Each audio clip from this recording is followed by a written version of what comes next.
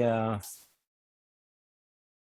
got a recording started, which I have in previous times I've forgotten to do it. I got too involved and forgot to turn on the recorder. But it's good if we have a good recording. Then I can send this out later on to people that might want to have a copy of the recording. Well, I want to welcome some of the folks that are coming in from around the world or other locations in the San Diego area. We're happy to have it. I was talking to a lady, emailing a lady just earlier today in Germany, and I said, she was interested in Jordan Adamski, and I said, would you like to join our Zoom session? She said, no, it'll be 3 a.m, so she's going to be fast asleep. So apparently they're 9 hours ahead of us there. But anyway, welcome people from other parts. If you'd like to introduce yourself and your first time here, I'd like to hear about you and how I know you found out about it through Glenn. I see some names here I haven't seen before. Don't be shy. One thing, if you would like to speak, a good way to be recognized is down at the bottom in the sort of taskbar. There is a thing called reactions. It's on mine, it's third from the right-hand side. And if you click on reactions, there is a bar there that says raise hand. And if you click raise hand, I'll do it and I'll show you what happens. It takes you to the upper left-hand corner of the screen and puts up sort of an orange hand up in the upper left-hand corner, which indicates you would like to speak. So that gives you a way. And if there are a lot of people, it sort of puts you in line into a queue. So that's a good way. And then when you're done, click the lower hand, which is down in the same location, and it will take you off. So that's a good way to get recognized if you have some questions or would like to speak. And the other way, of course, is just kind of wave your hand and we'll try to recognize you at that point. And but it's best if you can do the raise hand. And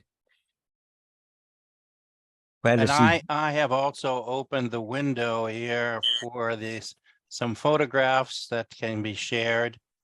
And so we can always take a look at some of those as well. Okay. Would you like to do that through the share screen or through the chat window or? I have the share screen open in green right now. Are you not seeing anything? Well, no, we don't see your share screen, although maybe I have to give you authorization for it. Let me check the security on share screen. No, everybody can share their screen, no problem, at least from my end. I can allow everybody to chat. Let me look at other things. You can rename yourself. Can you see that photo? No, I don't see it. Okay. You can unmute yourself. You can start a video, share whiteboards, collaborate. What is going on with this thing?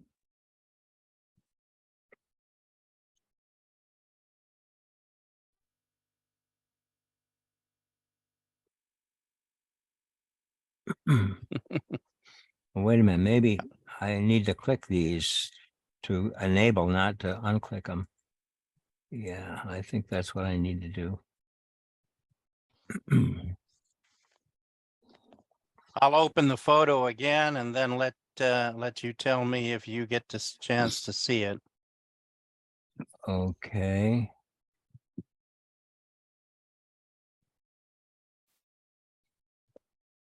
You're sharing screen now? Mine says green, so let me click it. Have you clicked on the share screen icon at the bottom? Yeah. Okay. All right, now we see it. Now Yeah. you see it. Now Okay. we see it fine. Yeah. All righty. Okay, and you can stop that, of course. Yeah, I can change files at any time, so.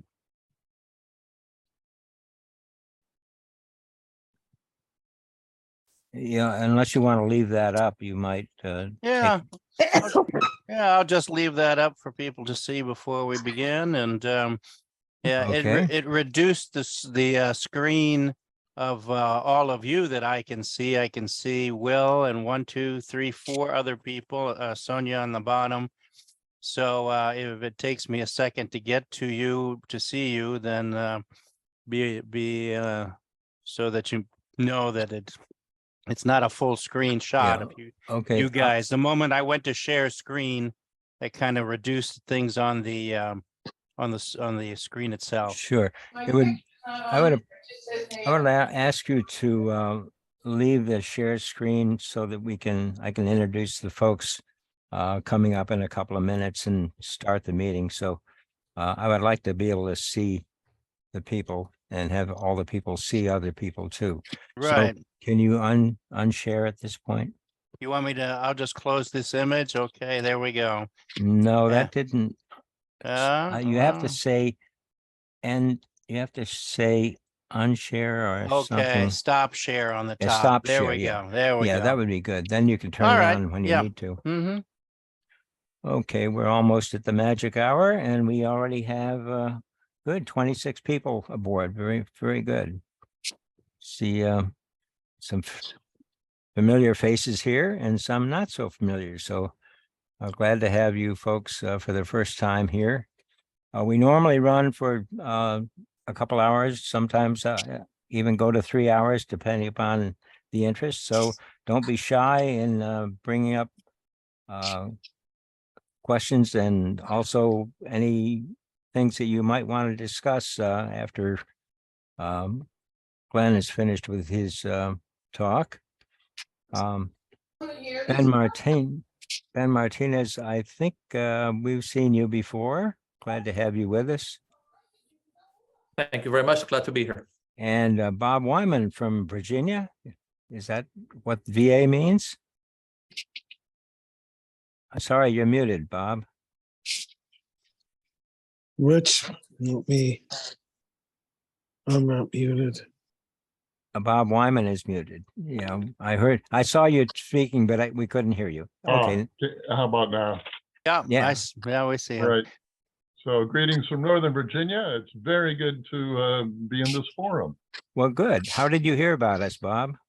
While I was in Southern California a month or so ago, I reached out via email. I believe it was to you, Will. Oh, And, okay. and Yeah, I another do colleague recall of that. mine, right? Another colleague of mine in MUFON, Virginia, has also joined in previously. I hope he shows up this evening as well. Well, good. And I know at least one person, I don't know if she's here tonight from New York State, and she joins us each time. And okay, well, it looks like we're at 6 o'clock and we can get started. As you may have seen from the announcement, Glenn Steckling is going to be our presenter tonight. And Glenn is very involved in the Adamski world. His parents were very good friends of George Adamski, and he has continued on with information. Glenn, I'm going to let you pretty much announce what your position is rather than have me sit here and read a bio. I did send out a biography with the announcement, and if you had a chance, you could have read that ahead of time. But Yeah. Glenn, why don't you go ahead? All righty. Well, as some of you already know, because Will and Mel Podell before him were gracious enough to invite me to the meetings there at San Diego MUFON over the years, and we've had several discussions and lively interactions. And but for those of you that are unfamiliar, my family were personal friends and co-workers of George Adamski, and they ended up inheriting the copyrights and the estate of George, which is still to this day so voluminous that I continue to open drawers and find things that I had forgotten or didn't know existed. The other day, I found a whole volume of photographs and newspaper clippings from his world tour on his visit to New Zealand and Australia. So we maintain a very comprehensive library and archive And we also do other research as well, not just on George, but George is our emphasis, and that's where we have the plethora of material that is, as Colonel Freeman at the Pentagon told us, when my father showed him the materials in 1966, Colonel Freeman said that they were the best films he had ever seen in civilian hands. It doesn't say military, but civilian hands. And 3 months before that, my parents were also at NASA's Goddard Space Flight Center, Greenbelt, Maryland, before 22 scientists. And we're talking about this entire subject. These scientists knew about the craft. They knew about electromagnetic propulsion or free energy propulsion. They knew about the human pilots and where they came from. And they were interested on how many were visiting us. And my father wrote down a number on a piece of paper, and the other scientists wrote down one on his, and they exchanged papers, and they were basically the same number. So in the serious circles, where this subject is taken literally and seriously, there is quite a different type of attitude and a different type of thought process than we have often found in the evolution of the so-called UFO community. In the beginning, there was a great program of denial and intimidation, whether that comes from the late 40s, basically came from 41, the Lake Gerardo incident, and then progressed until, the Condon report came out in 1969, January of 69. And they were, there was a program to send out agents, which we have known them to be called Men in Black. This is basically their attire. And they would go out and intimidate witnesses, try to confiscate material, films, and photos, and try to intimidate people so that they wouldn't talk, either through personal threats or threats to the family or what have you. After the 70s, that pretty much subsided because as the government agent described to us, he said, we no longer have to go out there to confuse the subject because it is being confused and distorted from within through the UFO community, because there is a huge assortment of tales and fantasies and material that is not backed up or cannot be foundationalized. And the stories change all the time. I give you a brief example. The second Avatar movie came out a few weeks ago, and within a week, somebody made a claim that they had been seeing an extraterrestrial that was blue with a long tail. And of course, right away, the UFO community, some of them in the media, have ran to that source in order to exploit it, because they're always looking for what they call something new to sensationalize the subject. And so, but interestingly enough, I spent the last 2 weeks interacting with the co-producer for Prometheus Studios, the producers of Ancient Aliens and The Unexplained. They are doing a program on George, which will air on the 24th of February between 6 and 9 p.m., depending upon your local time. And Ancient Aliens. the more material I gave them, the more material they wanted. The producer was absolutely flabbergasted with what the material I provided and what they didn't know, because they had bought into the standard mantra of negativism and falsehoods that circulate through the internet and over a period of time.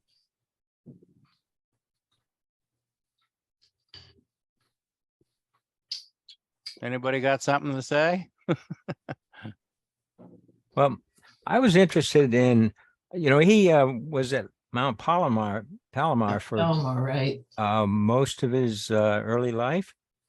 Well, actually, he had a school in Laguna Beach in the 1930s that was purchased by one of his students. Her name was Lolita Johnson, and her son was an astronomer for Caltech.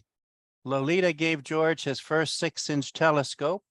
And if you look in the April edition of the LA Times, you will find that it was promoted there, and people could see the type of equipment that he had.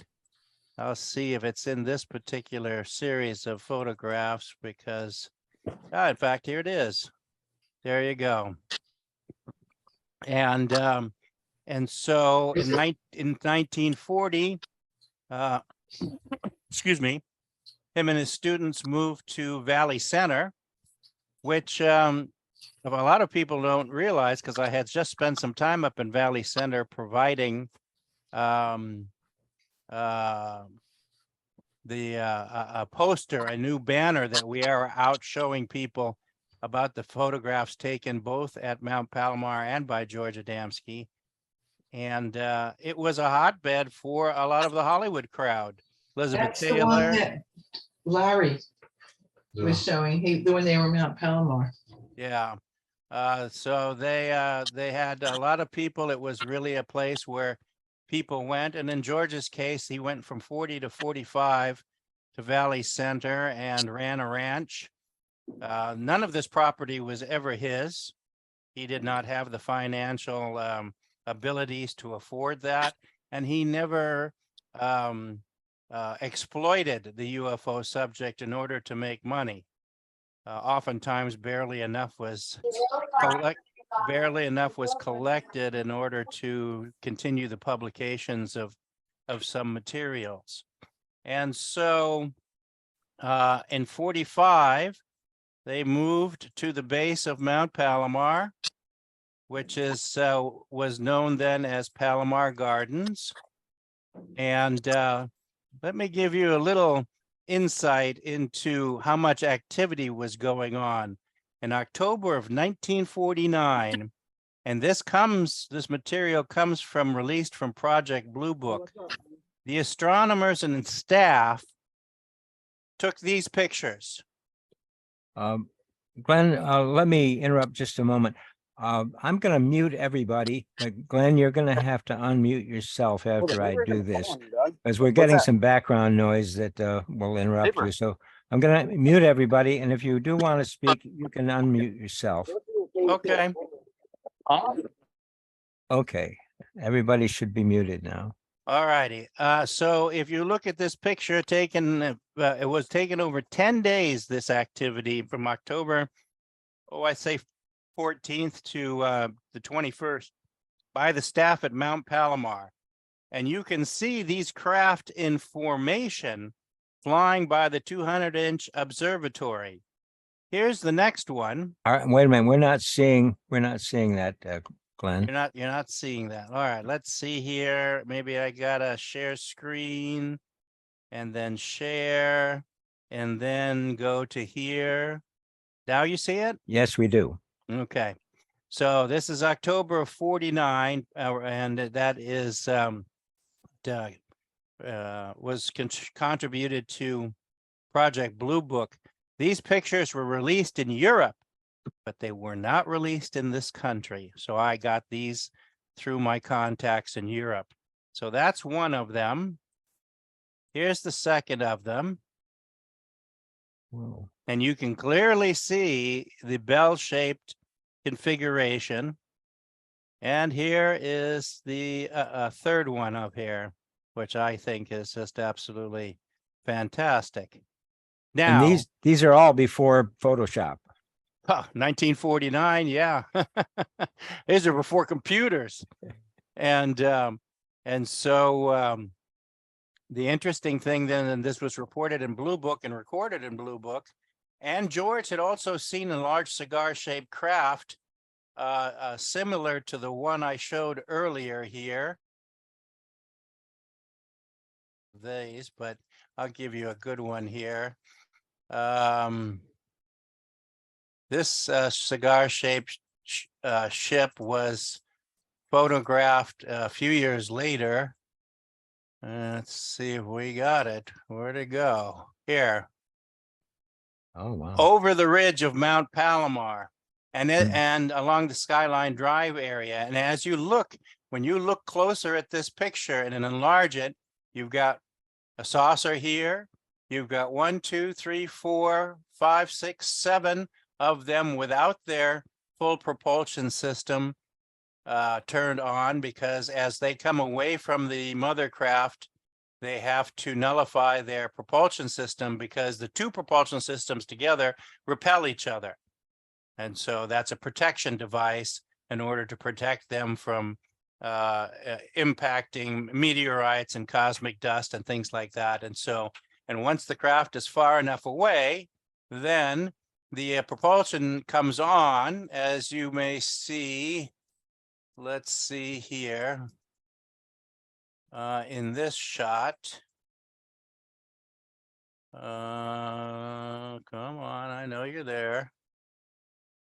I got so much material, it's sometimes hard to keep out.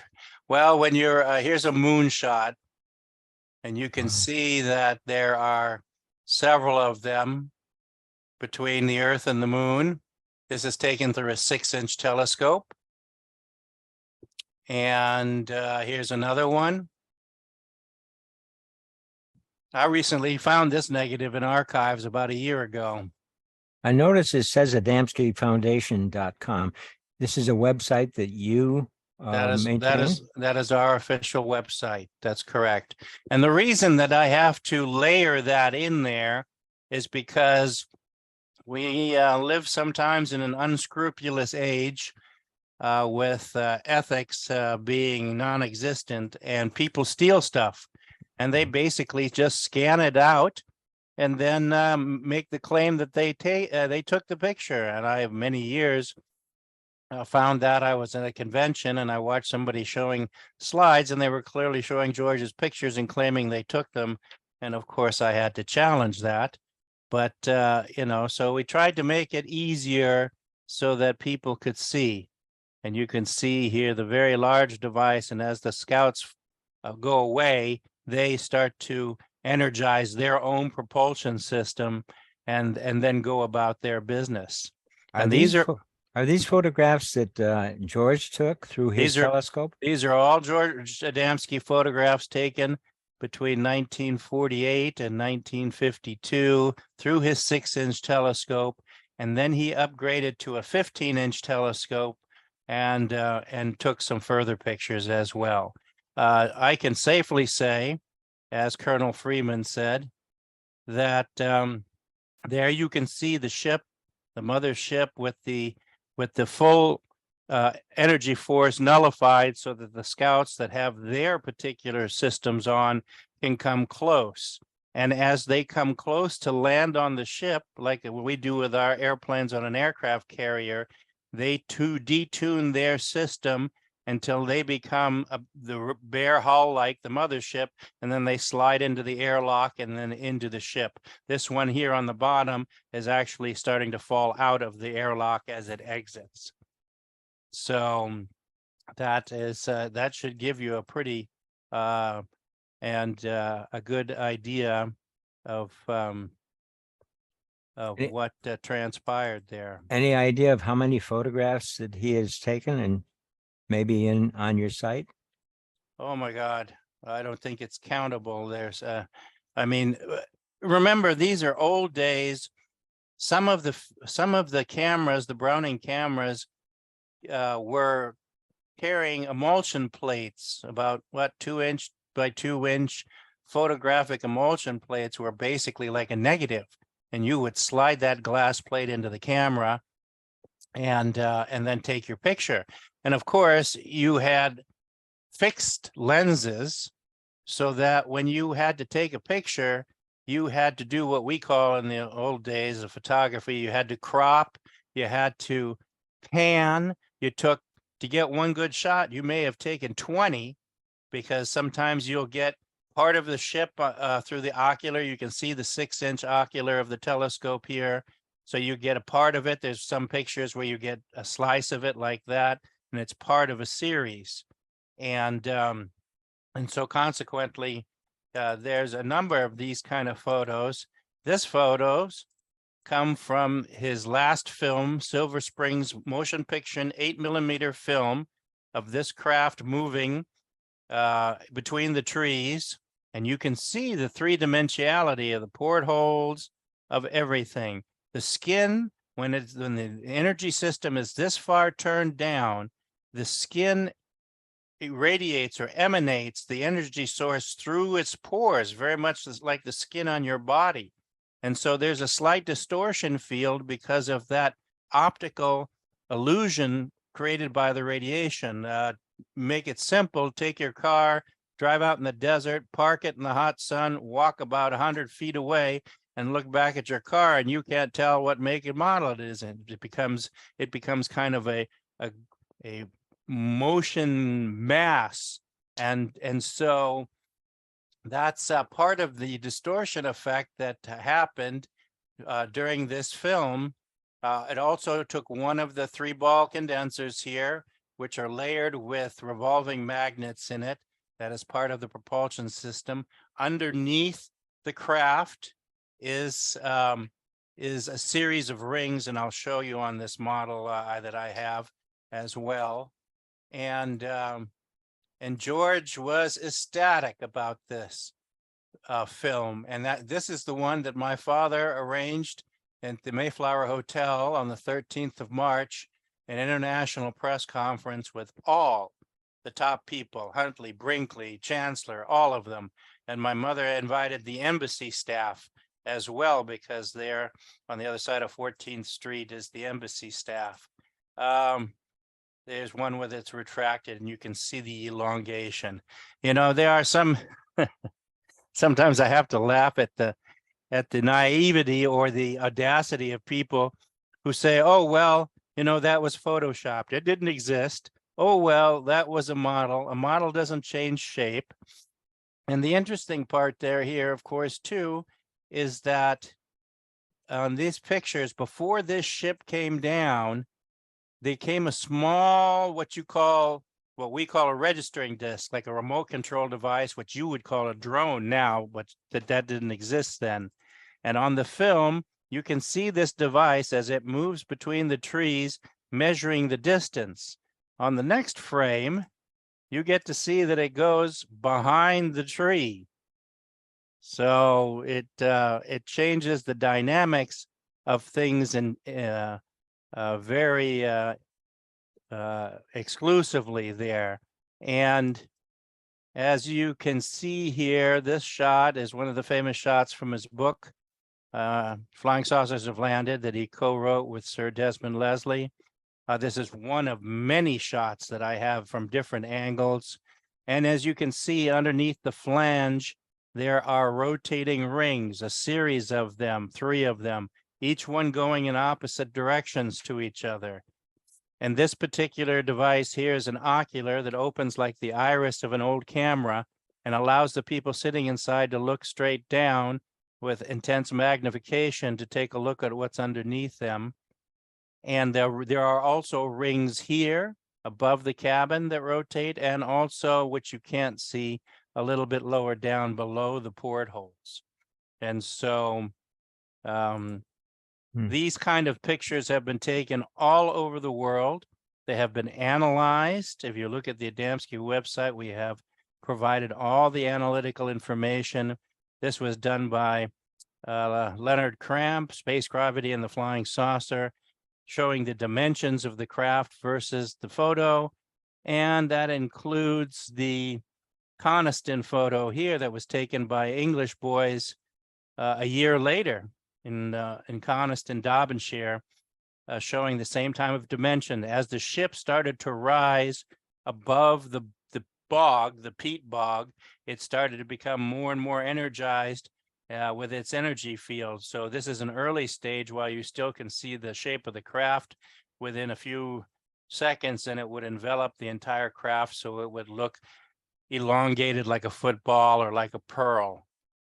The interesting thing, while I've got you here, is that on this shot, after the Desert Center meeting in 1952 with the spaceman that was publicized, 3 weeks later, this craft flew over Mount Palomar up there on the property. And you can see that you can see a propulsion system emanating from the hull, because it's never 100% sharp unless it's completely sits still, and it only sits still when it's on near the ground. It never touches the ground because there's a magnetic cushion in between. It sits about 2-3 feet above the ground and never touches it. But look at the height of the trees behind. If you go out to that property today, these oak trees are still out there, and they're not any more than 100 feet high. And this entire cabin's probably 30 feet high. So this machine is not more than 40 feet off the ground. A hatch opened up and a package dropped out. And inside that package was the glass plate that George had given the space visitor 3 weeks earlier in Desert Center. So the best illustration to that is this comparison here. Here are the ones that Adamski got in December of 52. Here are the ones that Professor Marcel Humet, the Belgian anthropologist, found in the Brazilian jungle, dated to be 10 to 30,000 years old. And here are the comparisons to the symbols, which are about 80% complete. And Professor Humet insisted that at least 65,000 years ago, we had civilizations and technology and help from our space friends that we, to this day, choose to ignore. But using these symbols and the symbols that were left in the visitors' footprints, a South African engineer by the name of Basil Vandenberg constructed a free energy model machine.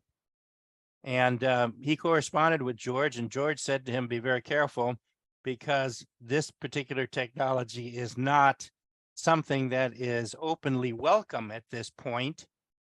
But Basil Vandenberg arranged for an international press conference in London.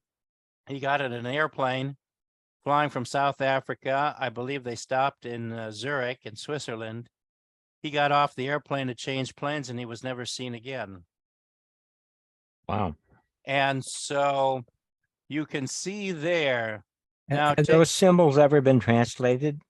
yeah, well, he translated them in order to build the electromagnetic energy device, the motor.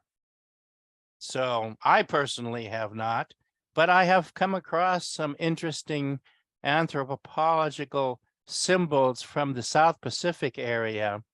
Some of them which originate as far as Tibet, and I began the scanning process because some of them look very familiar, and the difference is that they come with the translation from that ancient language into Egyptian, and I forgot the last one that's in there as well. And so there may be some clues to that, and but you know, there's always technology that is suppressed. I mean, many years ago, I remember there was a fellow in Florida who built a hydrogen engine, and where he demonstrated you pour water into it, boom, fired up the engine, and off you went. And so the Pentagon called him to Washington, and he just demonstrated it in one of the tanks, and you never heard of another word from him again either. So we have economically decided to go to lithium battery without the thought behind it, because the resources that are required to produce lithium batteries are many times more pollutant than petroleum itself. And the next thing is that it's produced in countries where they don't care about what the pollutant rate is and who suffers from it and the child labor they use. And lastly, what the people have totally been whitewashed with is the fact that these batteries only last for 10 years. So in 10 years, your beautiful Tesla going to need another $22,000 battery replacement. So reality is going to set in on many of the things we do, where our natural step would have been going straight to hydrogen propulsion. It produces no pollutants other than just some steam, some water vapor. It works incredibly well. And we have set that aside because of economics and the market.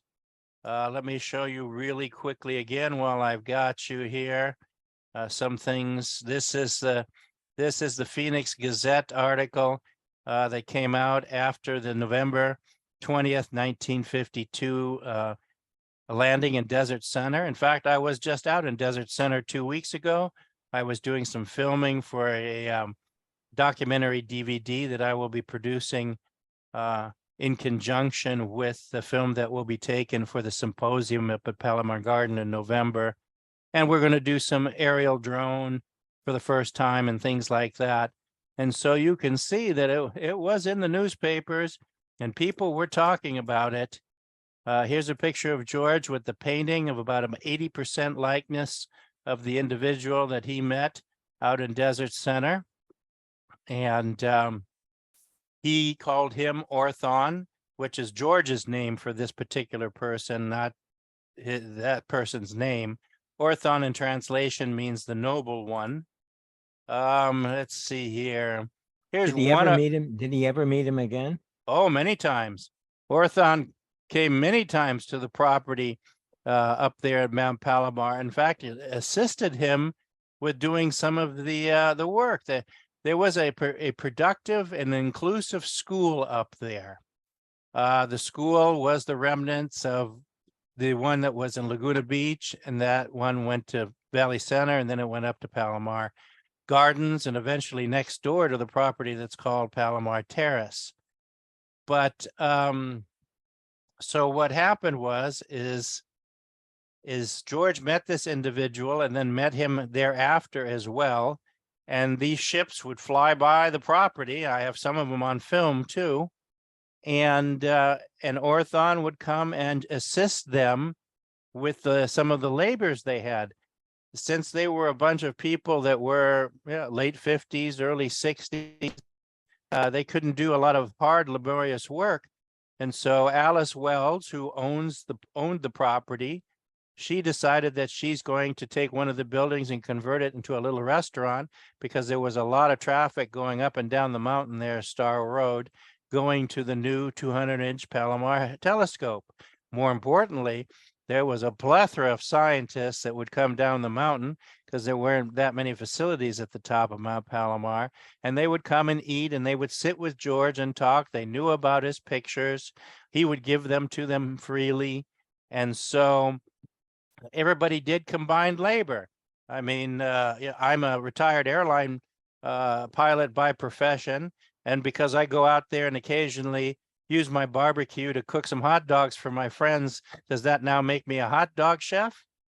Does that negate my professionalism of what I have done in my education and my experiences? Of course not. But they use these derogatory terms in order to try to demean George every chance they get. Here's one of the posters that we put together. The new one, which is now mounted up there at Oak Knoll in their display cabin, has the 3 pictures up here from the observatory that I showed you earlier, including all the rest of this. And we have gotten an extraordinary amount of good reviews and interest. Here's also from the Oceanside Daily Blade, the same story about a Desert Center.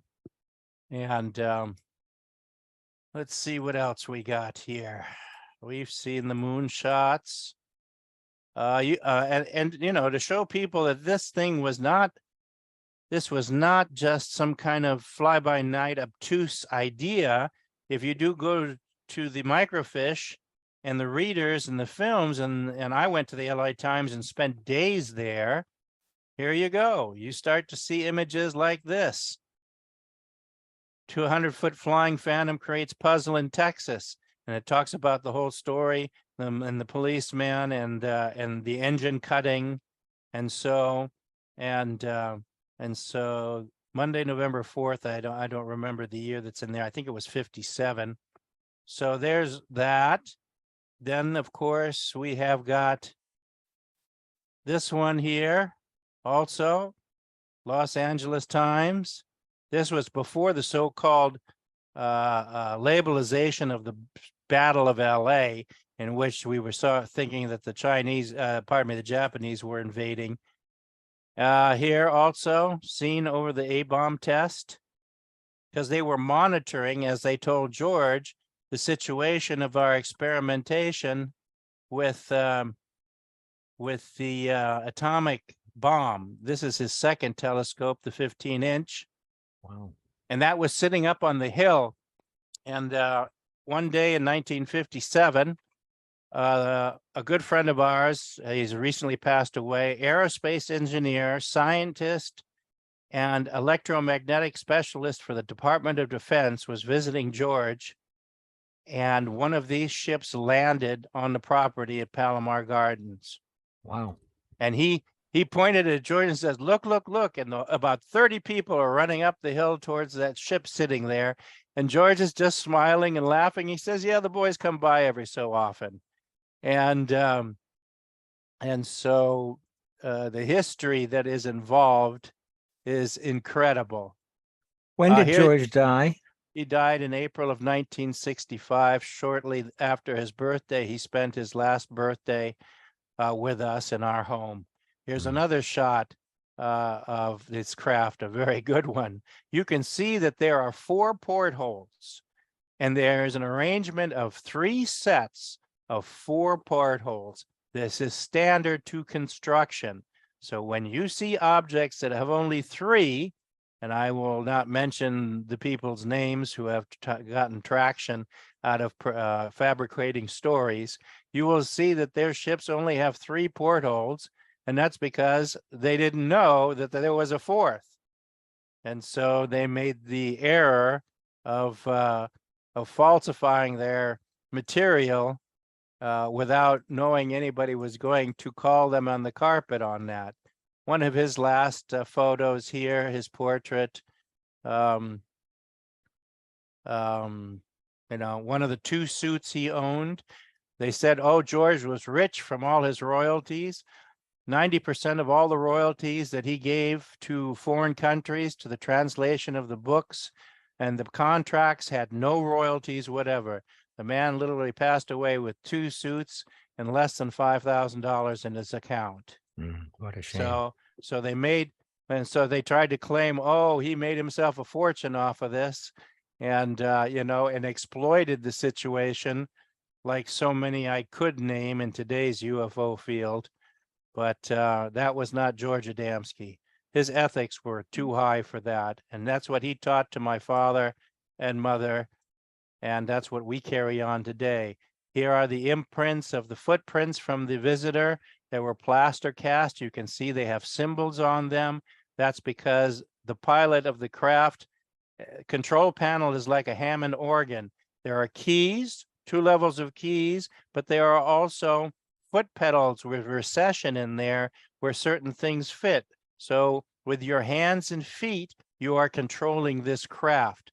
This is a very old craft. This predates the biblical times, and they came specifically with these crafts because they knew that our ancient records talk about biblical ones: the wheel within the wheel, the flying shield, the flying scroll, the pillar of fire by night. And there's about, several hundred descriptions of these particular craft, not only from Elijah and Ezekiel and others as well. And so the sheer, here's an actual photograph of one of the footprints.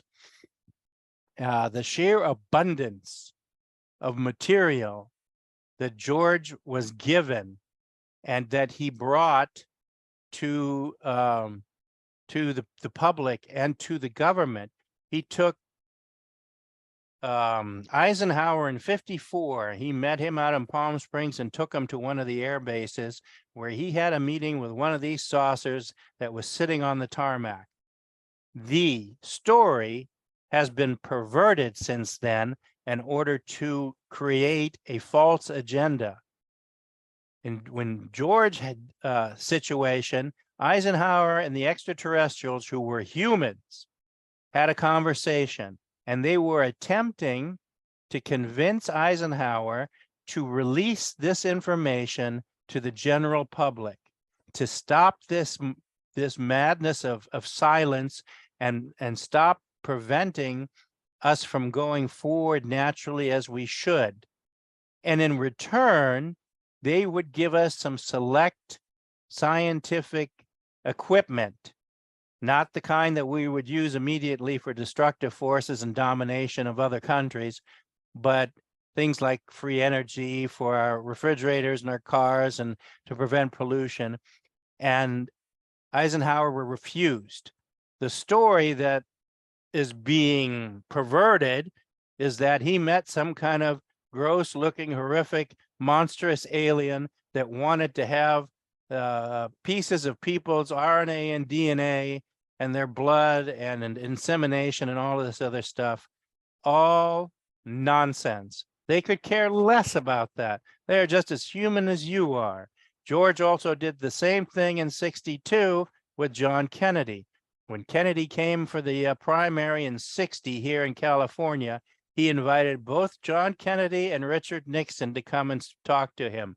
Nixon declined. Kennedy came. And they became good friends. And as a result of that, George used to carry in his wallet, and I saw the thing, and so did many other people, he had a secret access card to the White House, not going through the front door where everybody's taking a photograph, going through the underground tunnels that run from the hotel that is nearby. The name always eludes me. And many different entrances and exits to the White House are underground. And he went on many occasions and briefed the president and showed him evidence. And he met Kennedy and his brother Bobby in Desert Hot Springs, and they drove to a different base where the same thing happened. They were waiting on the tarmac with a ship. He went out in and had a conversation with them.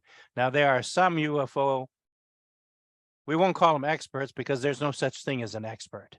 There are some more UFO personalities, this one long since deceased, who claimed that Kennedy was assassinated because of this information, and that's total garbage. Kennedy was assassinated for other reasons, because he was not capable of moving this information too quickly, especially not in a first term. And so Kennedy was challenging the military establishment because they had led him astray at the Bay of Pigs. He was challenging Allen Dulles, who had preset instructions on the attempts to assassinate Castro. He replaced generals in the Joint Chiefs of Staff, and he said, I'm going to break the CIA into 1 million pieces. And then, of course, his last interview with Walter Cronkite, his desire to pull out of Southeast Asia and Vietnam. These are the major reasons why Kennedy was killed. Nothing to do with the extraterrestrial. That is just a small, tiny caveat. Here's a picture of Detroit, one of George's lectures. You can see that the hall is filled with people.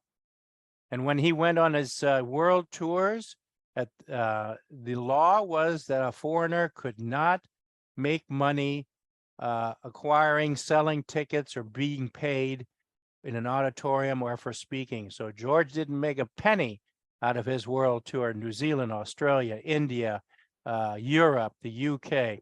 In the United Nations, in the UK, his sponsors were Lord Mountbatten, for those of you who are familiar with the last Viceroy of India, and the uncle of Prince Philip, who had one of these crafts land on his Irish estate. This was divulged both by Lord Clancarty and also in Timothy Good's book as well. His second sponsor was Lord Dowden, Lord Air Marshal for the complete Air Force of the of the United Kingdom who had openly gone in newspapers and said, I believe in flying saucers, I've seen them. And of course, Sir Desmond Leslie, who was his co-author with the original book, Flying Saucers Have Landed. These are heavy hitters. These people are not fools, and they're not people that are duped. And these are people who have access to files and to information that few others could ever claim to have. And if they're going to support somebody, they do so. And I know that the royal family was supposed to meet with him, but the controversy that George generated when he went to the Netherlands and openly met with Queen Juliana, it scared off the British royal family, but not their interest. Lord Clancarty invited my father after his second book, We Discovered Alien Bases on the Moon, that came out in 81. In 83, he went to lecture before a select committee of the British House of Lords.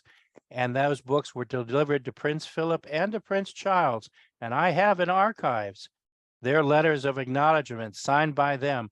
All of that material is going into my new book that I'm working diligently to get to the printer within the next 3 months. The first half is my family's history in this field and all the type of events we went to, people we interacted with, and the real information that came out from there versus what you hear today. Here's an excellent shot that is coming from the film of Desert Center of 1952, that craft coming down, formerly not seen before. The fellow by the name of Rene Olson, excellent friend of mine. He produced a book called The George Adamski Story, History. I gotta put my glasses on. The George Adamski Story, Historical Events of Gigantic Implications. I gave Rene years ago access to the original negatives from George that we keep in safe and archive. And we went through those pictures and we were able to use newer technology to look at things frame by frame.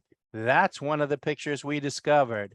Here's another picture we discovered of them parked there by the road, cigar-shaped craft here, a little one here, a little one here. Then, still yet, well, that's another one that's got George in there in the foreground. You can just barely see here. But as you enlarge the picture, you get to see quite clearly these ships above the sky in November 20th, 1952. And the interesting thing is, if you look at Project Blue Book, the military had a B-50 on maneuvers out of the Salton Sea base towards Desert Center, and they reported seeing the UFO over the Desert Center area. Let's see. Here we go. Let's see. Is this it? This is in response to the letter to Project Blue Book, and they were telling us where to go to in order to get the actual text. And here's the text. And it says, unidentified object seen by B-50, what was it, 10 miles east of Salton Sea, altitude 16,000 feet at a certain heading and a certain apogee on the cockpit window. It was a stationary and changing color. It was exactly there at the same time as George Adamski was having his contract. And George said that the military flew by and recorded the entire event.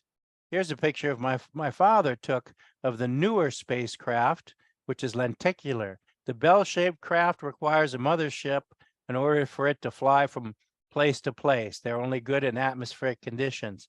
The new lenticular ships are an upgrade, not any different than we upgraded from a Model Ford to a Ferrari. Their upgrade allows them to use these ships individually. This is part of a film, 8mm film, and they can travel interplanetarily on these particular ships. So I think, let's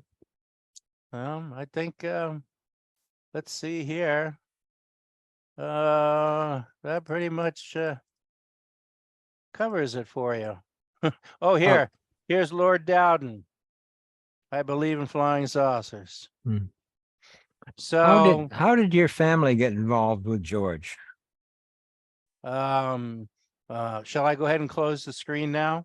Unless you want to show some more, yeah. Oh, I'll leave it like that for now.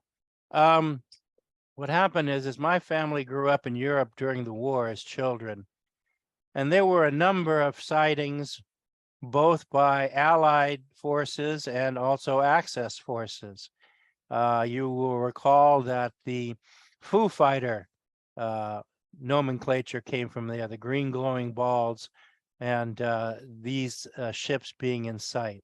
And if you do a little research, you will find that there are photographs of these craft, these bell-shaped craft, going back as far as 1918. So when somebody tries to tell you that this is all a configuration and conglomeration of the Nazis' Germany, they're full of it. German Nazis didn't come into power until 1933. Same year Roosevelt did. So these pictures were taken long before that. So there is once again, a conclusive and very concentrated effort to wipe out legitimate UFO history and substitute other stuff for it in order to redirect the entire narrative. My mother and father had seen these ships. My father had a large map where he kept pins in it, where he had reports of this stuff. And when they came to this country, they saw a number of these ships in Colorado. We were there in 61 in Aurora, which wasn't far from the Air Force Base there. But there were a lot of reports of these ships and operations. And you got to remember, too, that we were deep in the Cold War and not long before the Cuban Missile Crisis was going to happen a few years later. And so my father was offered an executive chef job in management at the Mayflower Hotel in Washington, D.C., just down the street from the White House. And off we went. And in March of 1963, we saw one of these craft hovering over the city, and we were there in conjunction with a newspaper reporter and 30 other witnesses. And so it was reported in the news. Let's see if I got it here. I do have all this stuff because, unlike most people in this field, I believe in fact. I believe in professionalism, and anybody who makes this stuff up and tries to. Oh, hey, here we go. Here's a picture of George and my father and my mother and myself. And so we saw this craft and hovering about 1,500 feet. It was in the newspaper the next day. So my father said, enough, I'm going to the Library of Congress and I'm going to see what is being said. Here's another great picture taken out of the window of 707 after we were coming back from our European lecture tour after George died in 66. We came back and you could see a mothership with two smaller ships. Now, if you know anything about airline traffic, the 707 traveled westbound during the day. All the traffic going to Europe goes at night. So this is going westbound back to the US and traveling depending on the distance from its departure. And in this case, it was Frankfurt. They were probably around, I'd say 32,000 feet, 34,000 feet. So this craft, once you do the measurements, is nearly a mile long. Wow. And that's average for them. The ones that were witnessed on the moon were as long as 20 miles long. Oh, here's something for you guys to ponder. Gassendi crater taken by the Wilson Observatory in the 30s. Look at all the tubular construction, 90-degree angles going through the walls. All this activity, all this construction and bases, all on the moon. And that's why he did the book Alien Bases on the Moon. So, but I always find that this an amazing shot, and it clearly takes people's breath away out of the whole situation. Oh, I the heard direct- that George was brought on as a consultant to the government and the military. Um, Is He- that true? that is true. He had access to the military. He did not have a special passport. I have seen that said. You know, that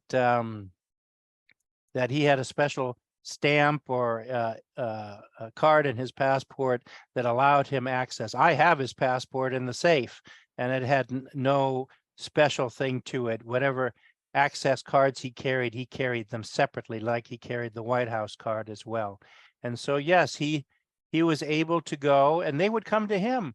They would come to Mount Palomar many times, and they would sit there with him, and he would start giving them pictures and like this, because George believed in this country, but more important, he believed in people's right to know. And he said that if the government doesn't have true and pure information, they cannot make logical choices without making some catastrophic mistakes. So he made sure that they got the same stuff that was given to the general public. And so, and they recognized him for that. When he came to Washington, the first time we met him, he was lecturing to the Air Force Reserves. And right in the front row was sitting all the military officers in their full military uniforms and regala, listening to every word that man said. So, Interesting. no joke. Okay, are you ready to take a question? We have Oh, a you hand up betcha. by Go for it. someone on a phone connection. Okay. Sorry, I don't know your name, but go ahead. You may realize you're You're still be muted. Yeah. can unmute yourself and speak. Yeah, that's me. It's Ken. Oh, it's Ken Kelly. Yeah, I got a question. Has the George Adamski ever take a photo of a gray and a reptilian? And was he ever told about gray aliens and reptilian aliens back then? George Adamski said the same thing that the chemical biologists and the scientists that I have met with over the years. The last was a symposium about 12 years ago in the Southwest United States. And they all of them conclusively say there are no crayfish, no praying mantas, no reptilians, no flying Okay. Sasquatches. There are races of people who visit us, but not species. The whale does not crawl out of the ocean after 200 million years and starts building 747s. He says these are figments of people's imaginations. We are totally bombarded by science fiction shows and movies and that whole media event. And in fact, if you read the book, which is excellent, it's called The Aliens versus the Flying Saucers and Silver Screen Flying Saucers.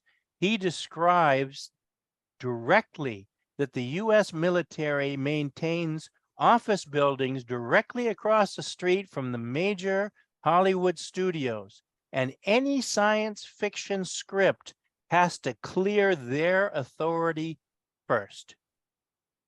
So one scientist who I met in the Southwest, he's still alive, so I can't use his name, but he was a friend of Dr. Kovalenko, who was a good friend, and he was part of the remote viewing program and has since passed away. And this scientist, we had a gathering in his home. We had the material shown. He had his friends over, and we had this open discussion. And this doctor says people have a total ignorance as to the construction, complexities, and abilities of the human form. In order to produce microcomputers and microchips and all the technology you're doing, you're not doing that with a lobster claw. No, you're not doing that without appendages. This is all science fiction, the Star Wars barroom scene. And once we get to realize that there are humans, humanoids, robotics, which resemble grays because they're smaller, metallic, often have a circular lens eye. They're merely machines, just like robotics that we build. When you look at the Japanese, they got some funny looking robotics, but boy, they do a lot of stuff. And then the last is Android. And an Android looks very much like a human being, except for it only has 4 fingers. These androids and robotics are used as labor on the spaceships between the hulls in order to do the kind of maintenance that would be otherwise possibly detrimental or poisonous to a regular person. These ships are multi-layered. The average mothership has 3 layers, like a thermos bottle. And the very inside layer is where the living and operating compartment is. So if the craft is 20 miles long, could say that the inside, which is 1/3, is still enormous. But I suggest people do a little bit of reading. There's a very good book called The Principles of Life by Dr. Cyril Panampura. He has since passed away. He used to be chemical director for the University of Maryland's laboratories. And he is very, very straightforward. He says, people are carbon-based for a reason. These are how the molecules in the elements are joined. You cannot be silicon-based because silicon molecules are water-soluble and they come apart and they will not stay together. He says the principles that guide the construction of our bodies, the RNA, the DNA, the elements, the molecules, the organic molecules, all come from space, and it rains down on us every day like a waterfall to the tune of several tons. Space is the womb of creation. In a sense, the Panspora concept, except where it uses meteorites. But space contains the entire format for the development of life on the planet. Not human life, the rest of evolutionary life. Human life is seeded. It is not evolving from the monkeys. You're not coming out from a monkey stage. If you would, then after the thousands and thousands of years, these monkeys would still be crawling under the jungle. There is no missing link. People have seeded the planet, and an excellent source for that is a book called Our Ancestors Came from Outer Space by a scientist from NASA. He not only describes every single space mission from Mercury, Gemini to Apollo, he describes the UFOs that were with them during the entire time, going all the way to the moon and back through Apollo 17. And I think you're beginning to hear some of that spoken by Buzz Aldrin, these days as well. And so he describes that starting about some arbitrary number. He says something about 65,000 years ago. Obviously, it's earlier than that. But he says a last influx of people have come